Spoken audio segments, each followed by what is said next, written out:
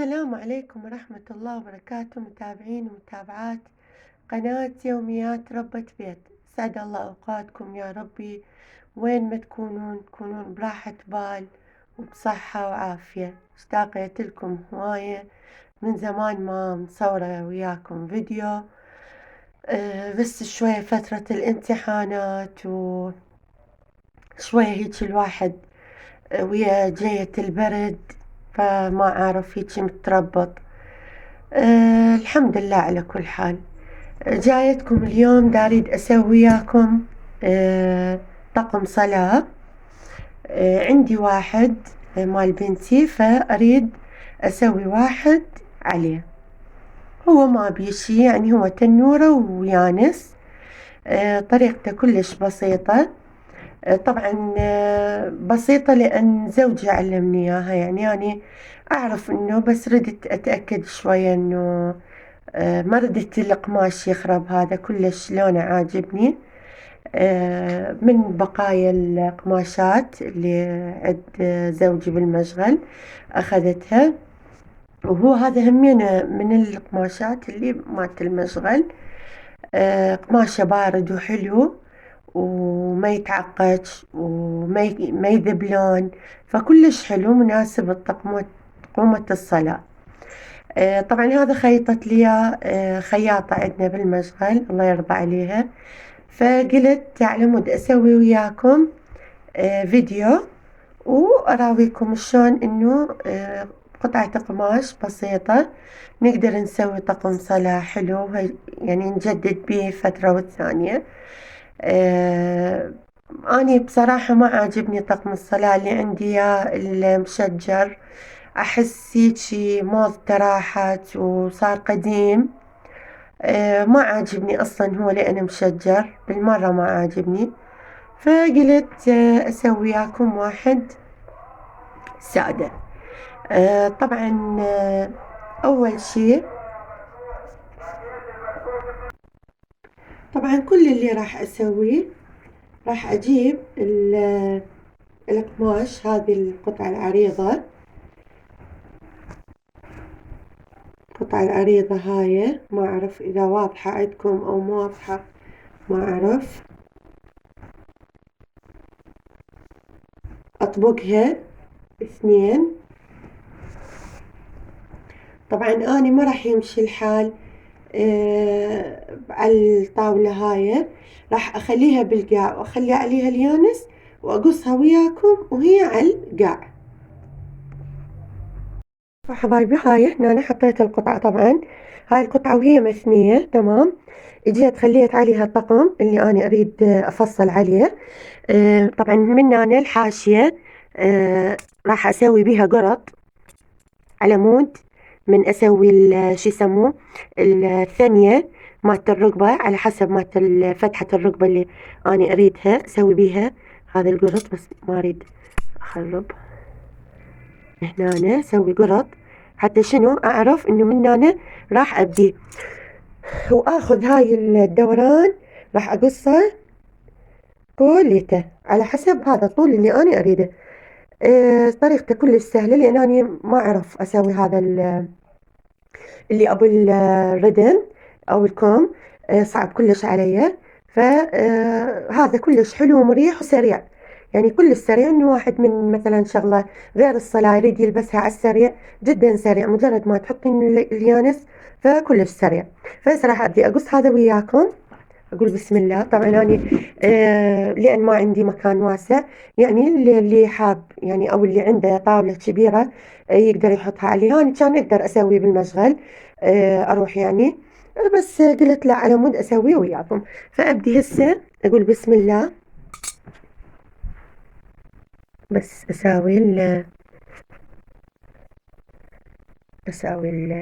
الحروف. بسم الله. أنا يعني خايفة، هاي أول مرة، لأن القماش حسيته كلش مثل الشوربة بصراحة. كلش القماش طري ويروح هيجي وهيجي. ما أريد أخرب الطقم مال بنتي. خليني أقصها وأرجع لكم. أنا هنا ورا ما قصيتها، شوفوا هنا نهاية كلها قصيتها، أبدي أخيطها. هنا أبدي بيها من هنا وأتقلها كليتها، أثنيها هاي الثانية على الماكينة. بس هسه أريد أفصل التنورة حتى أبدي بالخياطة مرة واحدة. ومرة ثانية أقول لكم أني مو خياطة، أني دا أحاول أسوي أشياء أتعلمها، بالذات مثل هيك شغلات إنه الواحد يتعلم بها الخياطة أحسن من ما إنه الواحد يظل يقول ما أعرف وما أعرف. بالعكس هاي الأشياء هي السهلة اللي نتعلم عليها، مثل هيك التقلات، شغلات بسيطة مرة على مرة راح نتعلم. يعني كل ربة بيت تحتاج طقم صلاة، تحتاج وجه مخدة، تحتاج مفرش، كوشة، أي شيء تحب تسوي لبيتها. فأني مو خياطة، وما شاء الله يعني أعرف ناس يعني بروفيشنال بالخياطة، بس أني ما يعني ما تعلمتها. الحمد لله على كل حال. أبدي أشيلها هسه هاي، أجيب القطعة الثانية وأقص التنورة. شوفوا هنا حطيت شو يسموه التنورة. طبعا التنورة كلها سهلة، نطيتها شويونة زيادة، أبو سنتي ونص أو 2 سنتي. من هنا راح أجي أقص تقريبا، أحسب حساب الثانية مالت اللاستيك أو المغيط على حسب أنتو شو تسموه. فأنا إيش أريد أسوي مثلا، أعطيه 3 أصابع وأقص. أحسب حساب إني راح أسوي له ثانية أعبر منها اللاستيك. أنا هيك حبيت إنه أسويها من دون ما أقطع الفيديو. يعني هي فكرته كلش سهلة، التنورة أصلا أسهل من اليانس. تمام. طبعا هاي الزيادات ما أدتها راح أستفيد منها وياكم إن شاء الله بكم أشياء حابة أخيط. أنا هيك صار عندي الطقم جاهز للخياطة. حأبدي أجهز الماكينة. وهنا أنا حبايبي طبعا أول شي أجهز الماكينة. أول شي أعبي المكوك. طبعا صدق اللي قال باب النجار مخلع. عندنا أشكال وألوان بالمشغل خيطان، وأني ما جايبة، يعني ما عندي غير هذا اللون اللي راح يناسب ويا الطقم. هو بعيد عنه كل هالبعد بصراحة، بس ما ردت أجله إلى أنا أخلي فؤاد يجيب لي وما أدري منه. لا، قلت خلاص أمشي حالي باللي عندي. فأول شي راح أهيئ الماكينة، لأن من زمان ما مخيط عليها. أعبي لها مكوك هنا.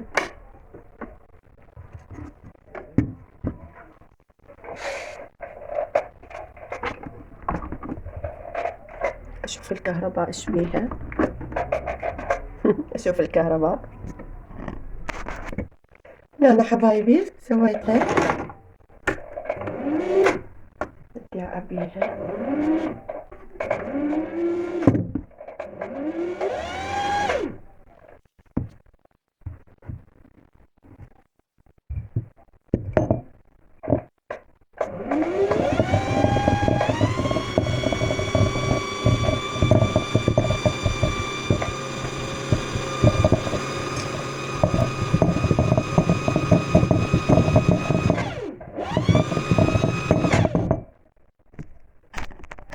طبعا هنا أنا حضرت الماكينة ولضمت الأبرة، عبيت المكوك على مود لا يخلص أثناء ما أنا دا أشتغل بيها. وطبعا مسحت الماكينة وكل شي، لأن إلي فترة ما دا أخيط. هسه إن شاء الله راح تشوفون هواية أشياء راح أخيطها وياكم. عندي كوم أمور راح أسويها وياكم بأمر الله. انتظروا فيديوهات حلوة. طبعا مغيرة المكان، مغيرة القعدة مالتي. هاي غرفة ولدي، آه، لأن ما حد يقعد بيها. فقلت أحسن شيء أسويها، وما دام بيها طاولة خليت بيها ماكينتي ولوحدي، على مود ما يسمعوا لي صوت همي، لأن صايرة من يعني أي صوت أتشتت ما أعرف أحكي. هسه أقول بسم الله. هنا طبعا انسوا هذا الصوت، هذا دا يترزق أبو الحلويات. بسم الله. طبعا هذا القماش لا بوجه ولا بقفا. هذا أتصور اسمه شو اسمه يا ربي، اسمه ايروبين. القماش هذا هنا سوينا من عنده كومة أشياء تخبل، بلوزات، قمصان، فساتين، يعني فتشيرة وغسل ولبس. فعليا غسل ولبس يعني. يعني من القماشات اللي كلش حلوة باردة بالصيف. طبعا أنا هنا هذا بما إنه بيه حاشية ما راح يضوجني بالخياط.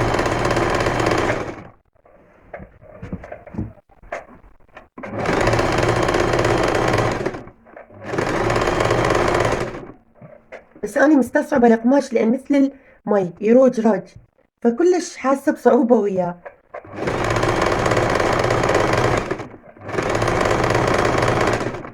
اللهم صل على محمد.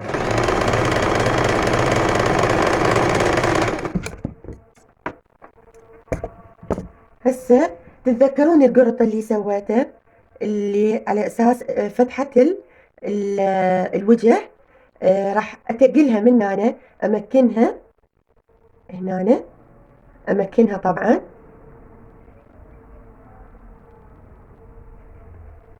هنا اللي أسويها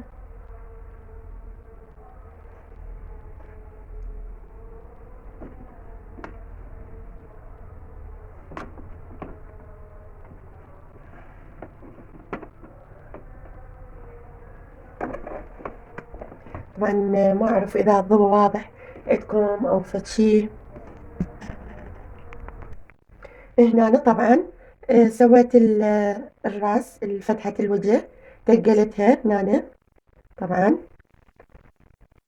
هسه أبدي أتقل أدرز الحواشي.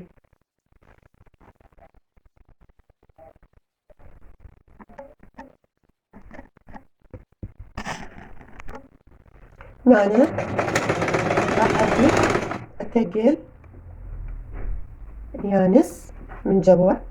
طبعا هو شغل كلش مرعبل بصراحة، لأن القماش مثل ما قلت لكم صعب.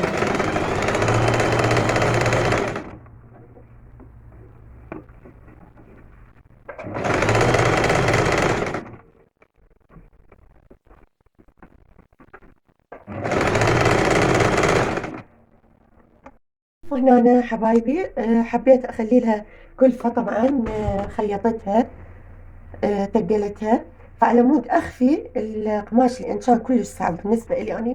هذا القماش يعني على الماكينة هاي كلش صعب، لهذا تلاحظون أكو بيها انحناءات وشغلات، يعني الخياطة مو كلش مضبوطة 100%. فايش راح أسوي؟ راح أخفيها بهذا الدانتيل. هذا دانتيل كلش حلو، حابيته أني، باعوا ولونه كلش حلو وياه. تمام. فراح أخليه ومنه أخفي كل العيوب اللي صارت بخياطتي. تمام. أجي طبعا شلون راح أبدي أسويها، خلي أشوف شلون راح أسويها وأرجع لكم. هنا بديت حطيت الكلفة على الطقم وراح أبدي أخيط.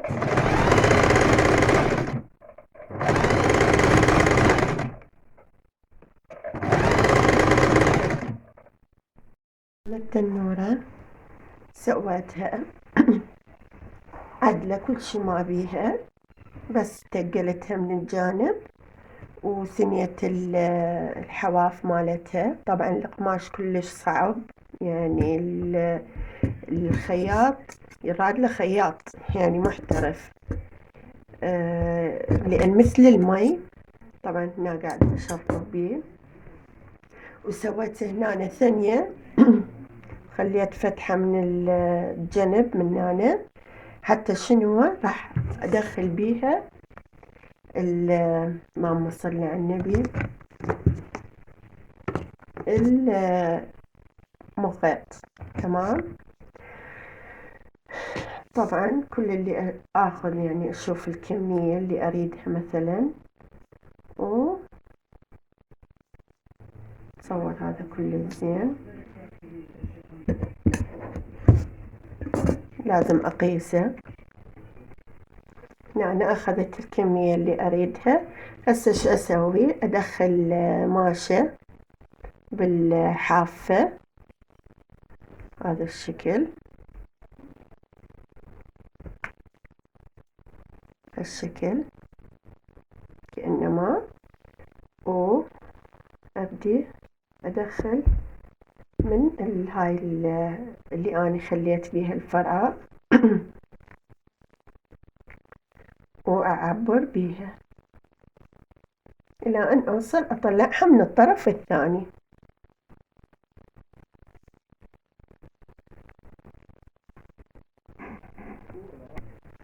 طبعا هنا أسهل طريقة هو إني أعقد العقدة على مود بسهولة. من أريد يعني يخرب المغيط أو اللاستيك أغيره.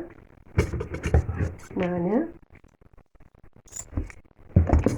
زيادة، هنا دخلها طبعا.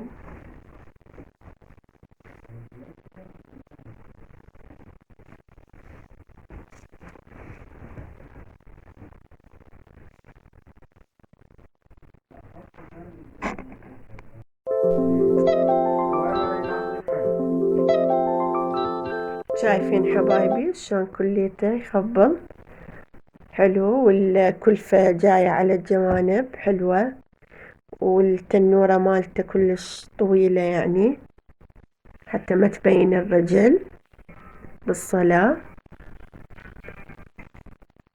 إن شاء الله يعجبكم يا ربي، بطريقة يعني موجود عندنا بالبيت أي قماش.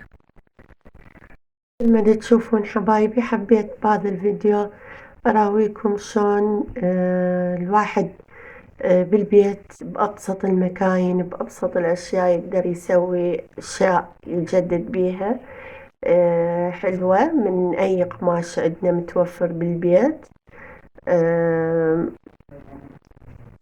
يا رب يعجبكم الفيديو، ويا رب تعجبكم هاي النمط من الفيديوهات. حبيت هيك أرجع يعني وياكم فيديو مفيد. واي أفرح من ألاقي ناس يعرفون يعني يشوفون الفيديو مالتي ويطبقوه ويستفيدون منه. يعني أتذكر غطى الغسالة وحدة قالت لي إنه سويته مثل ما أنتي سويتي وطلع بطريقته كلش سهلة وحلو، طلع وضبط وياها.